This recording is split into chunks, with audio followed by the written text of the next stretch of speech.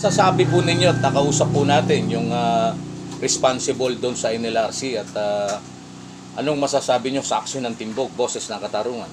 Ako po yung nagpapasalamat sa Boses ng Timbog, Boses ng Katarungan, lalo-lalo na kay Sir Jose Sumbisi at higit sa lahat kay Sir Benji de la Cruz. Maraming pong salamat sa inyo.